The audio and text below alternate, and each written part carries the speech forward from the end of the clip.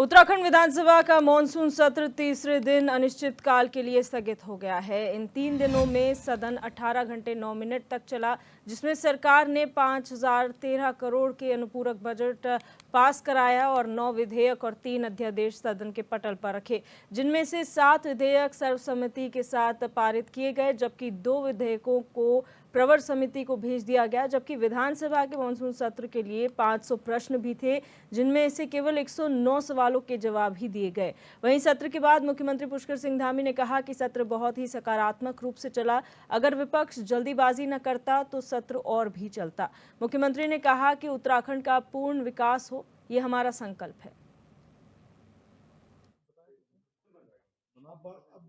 3 दिन लगातार सदन के अंदर प्रदेश के विकास के लिए जो महत्वपूर्ण नीतियां बननी थी या जो भी कार्यक्रम आगे चलने हैं, उन सब पर चर्चा हुई और बड़ी सकारात्मक रूप से चर्चा हुई।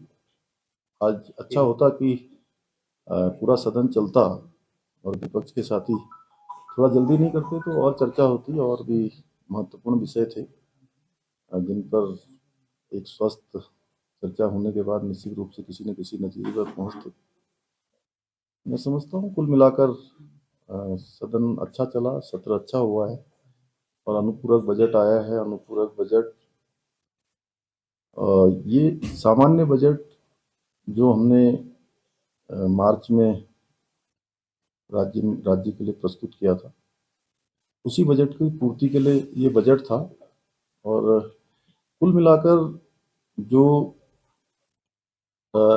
ऋण धीरे धीरे हमें घटाना है, उस दिशा में भी हम काफ़ी अच्छी प्रोग्रेस कर रहे हैं। पिछले अगर 2-3 सालों का देखेंगे तो दुगना हमने ऋण जो है वापस करने का काम शुरू किया है और राजस्व बढ़ाने पर हमारा मुख्य फोकस रहा है कि राजस्व बढ़े और उसको लेकर लगातार, चाहे आज वो रेवेन्यू बढ़ाना ये हमारी प्राथमिकता में है। आबकारी विभाग हो, चाहे हमारा खनन विभाग हो या स्टाम्प कर से आने वाले रेवेन्यू हो, उन सब में काफ़ी बढ़ोतरी हुई है, आंकड़े साफ बताते हैं। और ऋण भी कम से कम लिया गया है। विकास के मामले में भी हम ठीक दिशा में आगे बढ़ रहे हैं कि पूरे देश के अंदर जो नीति आयोग ने आंकड़े दिए थे, उन आंकड़ों में भी उत्तराखंड का नंबर 1 स्थान आया है। इसके साथ साथ जो हम राज्य के विकास के लिए जो प्राथमिकता लेकर चल रहे हैं कि ईईपी के प्रोजेक्ट हैं, केंद्रीय सहायता पोषित योजनाएं हैं, नाबार्ड की योजनाएं हैं, जिनमें हमें कहीं पर 72% का अनुदान मिलता है, जिसमें 28% राज्य को खर्च करना होता है।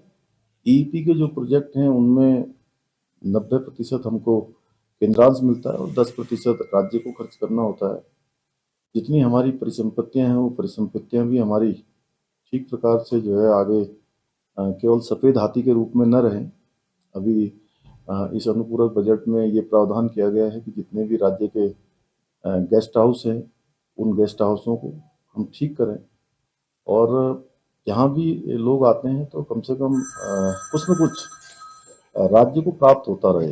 ये नहीं कि हमने सब चीज़ें बना दी और बनाने के बाद केवल और केवल उसमें हम पैसा खर्च करते रहें। हम राज्य को इस प्रकार से बनाने का प्रयास कर रहे हैं, ये हमारा संकल्प है कि आने वाली जो हमारी पीढ़ी है, उनको भी एक अच्छी अर्थव्यवस्था राज्य की मिले। उसके लिए हम काम कर रहे हैं और बहुत सारे जो खर्चे हैं, उन खर्चों को भी कम करने का प्रयास कर रहे हैं। राज्य को अधिक से अधिक उन योजनाओं का लाभ मिले जिनसे राज्यांश कम से कम हो। साथ ही जो हमारा गरीब है, गरीब कल्याण की योजनाएं वो हमारे दूरस्थ क्षेत्रों तक पहुँचे। युवाओं के और नौजवानों के विकास के लिए, हमारे शिक्षार्थियों के लिए हमने बहुत सारी जो है छात्रवृत्तियाँ भी शुरू की हैं। खिलाड़ियों के प्रोत्साहन के लिए खिलाड़ी उदयमान योजना भी प्रारंभ की है। महिलाओं के लिए स्वयं सहायता समूह और अच्छे काम करें, 3 लाख रुपए तक का ऋण उनको बिना ब्याज देने की व्यवस्था की है। किसानों के लिए बहुत सारी योजनाएं पशुधन के क्षेत्र में, मत्स्य के क्षेत्र में, बागवानी के क्षेत्र में, इन सभी क्षेत्रों में हम लेकर आए हैं। कुल मिलाकर मैं कह सकता हूँ कि अनुपूरक बजट जो हमारा सामान्य बजट था, उस बजट को पूरी तरह से धरातल पर उतारने का ही एक अंश है और उसी दिशा में हम प्रयास कर रहे हैं। और इसी खबर पर हमारे संवाददाता हिमांशु गौड़ हमारे साथ लाइव जुड़ चुके हैं। हिमांशु, जानकारी चाहेंगे, कल तीसरा और आखिरी दिन रहा सत्र का, क्या कुछ कार्रवाइयां रही है, अनुपूरक बजट को लेकर किस तरीके से यहां पर चर्चा हुई है और क्या क्या कार्रवाइयां और देखने को मिली है?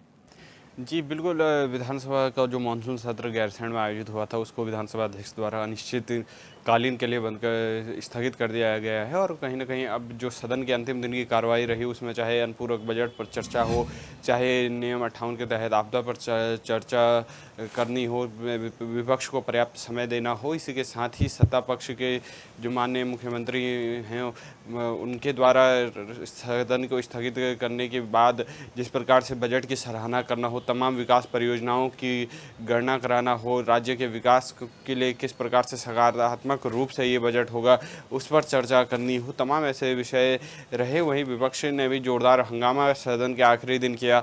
विपक्ष के विधायकों का बॉयकॉट हो, चाहे महिला कांग्रेस का घेराव हो, तमाम ऐसे जो है कार्यक्रम रहे और उसके बाद विधानसभा सत्र को जो है अनिश्चितकाल के लिए स्थगित कर दिया गया।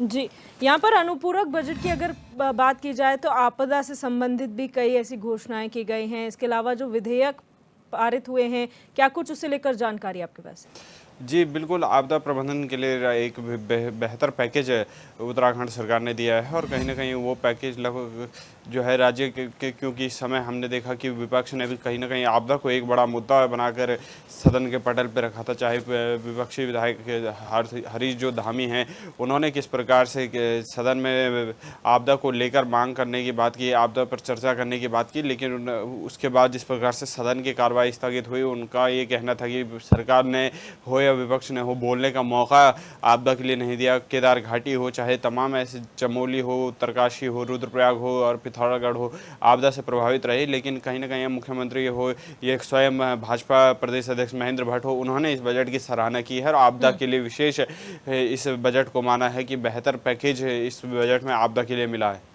अच्छा, क्योंकि विपक्ष ने वॉकआउट भी किया था, आपदा को लेकर ही सवाल पूछा गया था, ऐसे में जो प्रेमचंद अग्रवाल की तरफ से जवाब दिया गया है उन सवालों का, उसमें क्या कुछ निष्कर्ष आया और विपक्ष वॉकआउट क्यों कर गया? जी, विपक्ष की मांग थी कि आपदा के लिए जो है लंबा समय जो है चर्चा के लिए दिया जाए, इसी के साथ ही अन्य विषय जो हैं उन पर बात रखने के लिए पर्याप्त मौका दिया जाए, लेकिन सदन की अवधि कम थी, समय का अभाव था, इसी के चलते ही 500 का हालांकि 500 करीबन जो प्रश्न थे वो सदन के पटल पर रखे जाने थे, लेकिन मात्र 120 प्रश्नों के करीबन ही चर्चा हो पाई। इसको लेकर कहीं ना कहीं विपक्ष जो है असंतुष्ट नजर आए, लेकिन शहरी विकास मंत्री प्रेमचंद अग्रवाल ने कहा कि हमने जो जितने भी संभव हो सकते थे, अल्पकालीन समय था, जितना संभव हो सकता था उतने सारे प्रश्नों के जवाब जो हैं वो दिए हैं, लेकिन अब और जो जिन विषयों पर चर्चा हुई है वो राज्य के चहुमुखी विकास के लिए बेहतर चर्चाएं इस सदन में हुई हैं। जी, बहुत शुक्रिया हिमांशु हमारे साथ जुड़ने के लिए और जानकारी साझा करने के लिए।